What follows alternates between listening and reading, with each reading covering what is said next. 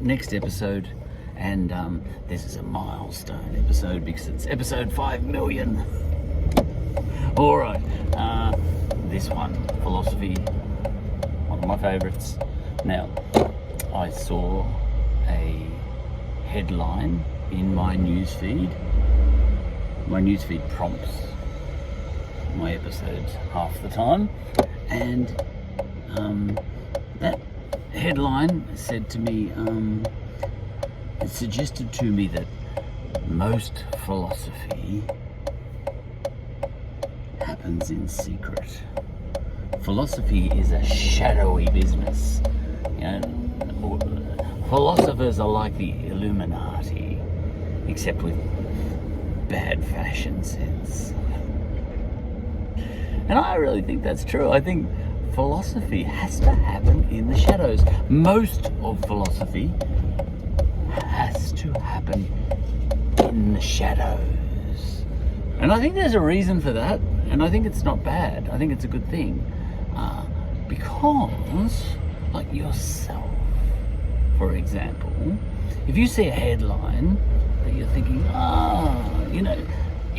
when you read a headline, unless you are a lemming of some sort,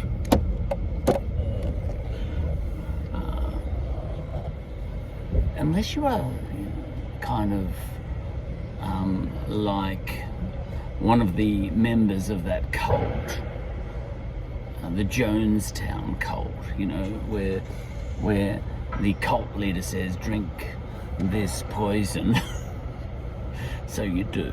Unless you're one of those people,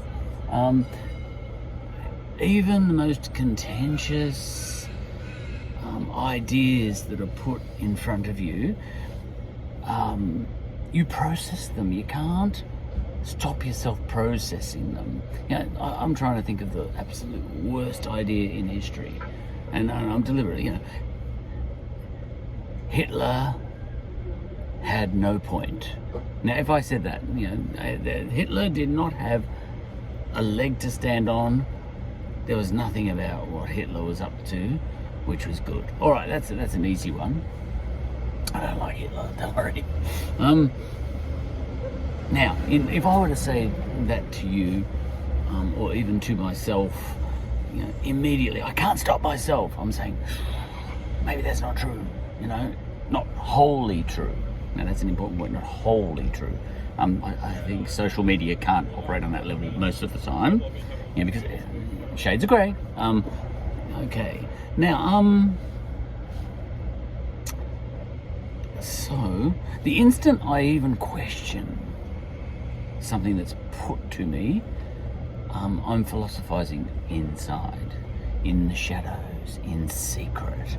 I'm technically being evil, Now, you can apply that to anything, Now, all the obvious ones. Me Too. The Me Too movement. The very first time I heard about Me Too, the very first time I heard that slogan, my first instinct was, I went straight to that Life of Brian episode. I thought they were having a go at women. I thought this was actually a kind of cruel thing, the idea in the Me Too movement, because the first, before Me Too came along, Me Too meant a false claim in general. I think it did. In the popular intellectual imagination, because there was that famous scene in Life of Brian. Like, if someone says something and you go, Me Too, before the Me Too movement, that I think automatically meant that you were probably making a false claim if you said Me Too. Life of Brian, the centurion came around. The Romans came around. Jesus and all the other blokes were on the cross, getting crucified, and the Romans had decided to set Jesus free. No, to set Brian free. There was a guy called Brian on the cross.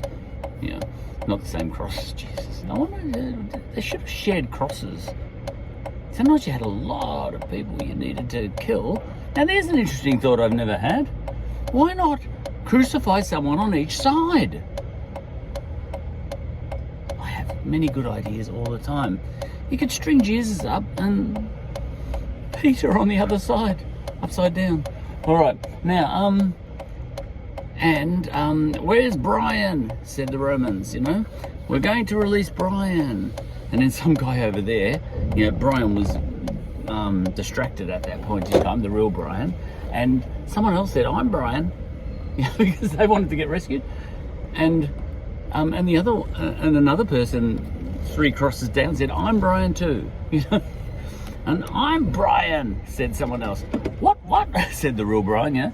I'm Brian, you know. And then someone else said, I'm Brian and so is my mother. And so on, and then everyone was claiming to be Brian. And it was basically me too, you know. That's what me too means normally. But, now, I had to go through a process. Now if I have accepted, you know, the first time I heard me too, and I could have gone either way on that one, couldn't I? And, no, people were telling me too means that the claim is probably true. All right. But the claim is definitely true, almost certainly true, you know. Now the minute I thought about the Life of Brian episode and what Me Too means in the popular imagination, all that sort of stuff, I was going through a philosophical process in my own head. I was being evil, in the sense that if I had have had that discussion out loud, I would have been in a lot of trouble. Okay, so that's one. Now, there's many others, you know. Black Lives Matter, that's a really obvious one. Black Lives Matter, the very first thing that you think in your head is, well, if I was a black person, my biggest complaint would be that black lives don't matter enough, you know.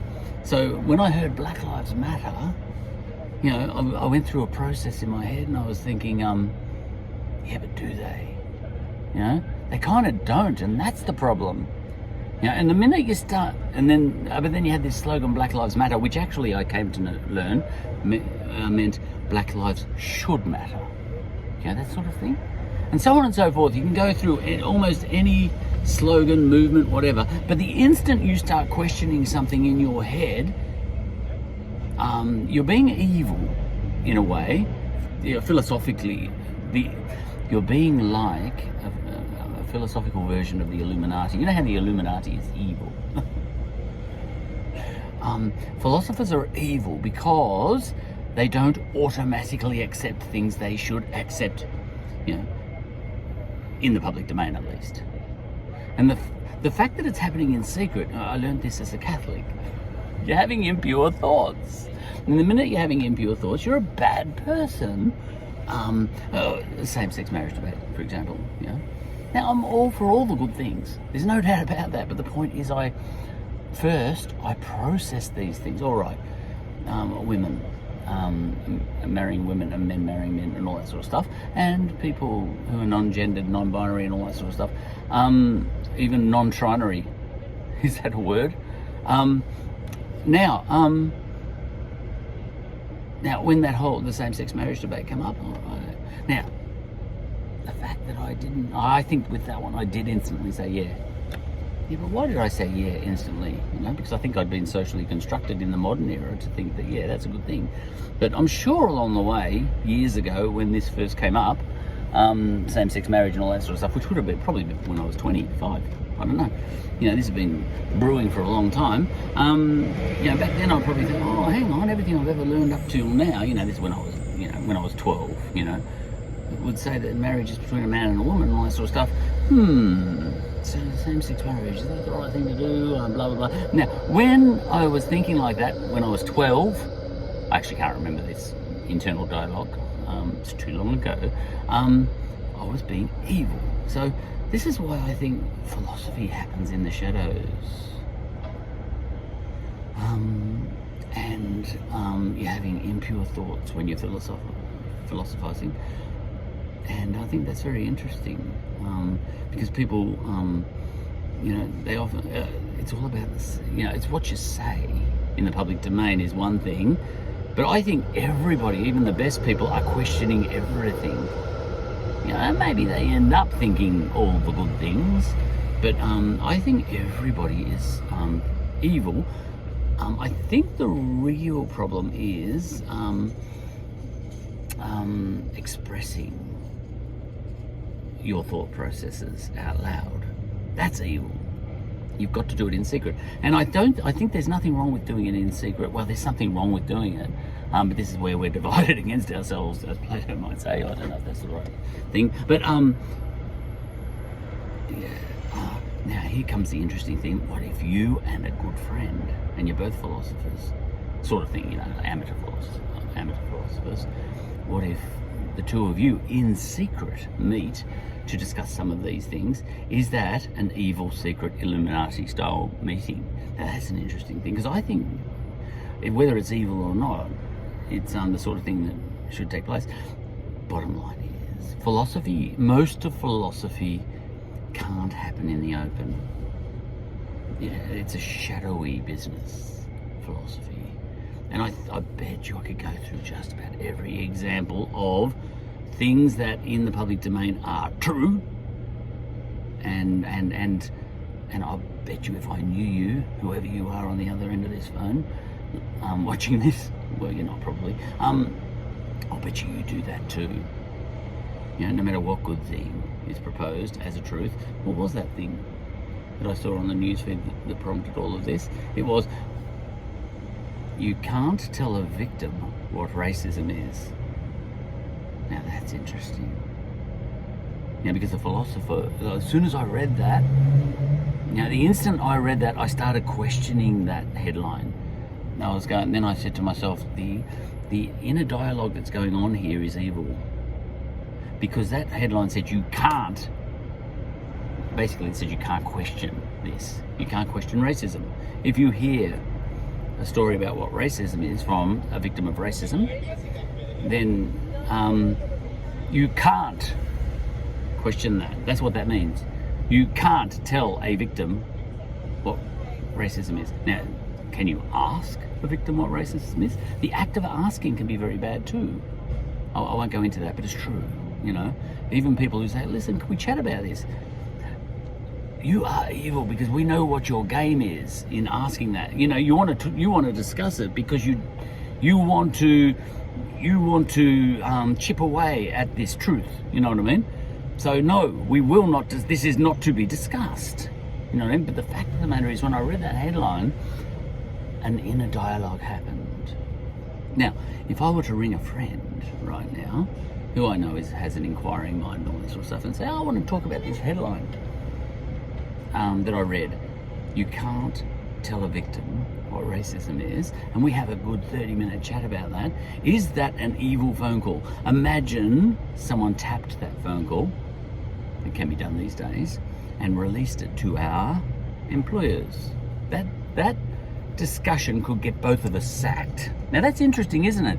Because we're still having the discussion, and even if we're not, in our heads we are all evil if we think.